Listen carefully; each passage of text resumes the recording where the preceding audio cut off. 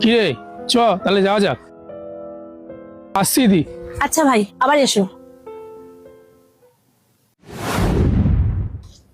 ভাই, ধোকার ডালনা হবে? হ্যাঁ দিদি হবে। ঠিক আছে ভাই, তাহলে আমাকে দুটো প্যাকেট দাও।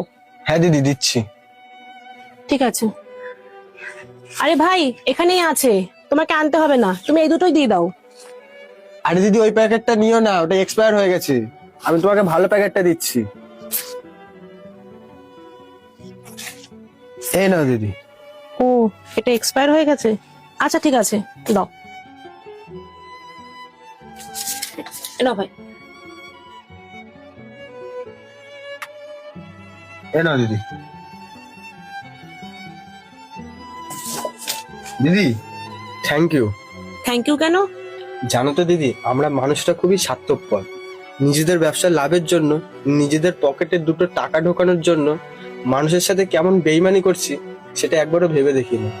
আমরা তো এটা ভুলেই যাই যে ওইসব মানুষের কারণে আমাদের এই ব্যবসাটা চলে। তোমার মনে আছে দিদি, কিছুদিন আগে আমি আমার বন্ধুর সাথে তোমার সবজির দোকানে গেছিলাম। তুমি সেই দিন বলেছিলে যে কাস্টমারের সাথে কেমন ব্যবহার করা উচিত।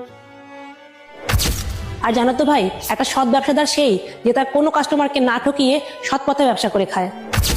সেদিন তোমার কারণেই জানতে পেরেছি দিদি যে কাস্টমাররা আমাদের কাছে ভগবান। আর কাস্টমারের সাথে কখনো বেইমানি করতে নেই। বেইমানি করলে ব্যবসায় কোনোদিনও উন্নতি হয় না। আর আমাকে এত কিছু শেখানোর জন্য দিদি তোমাকে অসংখ্য ধন্যবাদ। তুমি যে তোমার ভুলটা বুঝতে পেরেছো, এটাই যথেষ্ট। আর তুমি যে এটাও শিখেছো কি করে কাস্টমারদের সাথে ব্যবহার করতে হয়, এটা জেনে আমার খুব ভালো লাগলো। যাই হোক, ভালো থেকো, আমি আসছি। ঠিক আছে দিদি, আবার আসবে।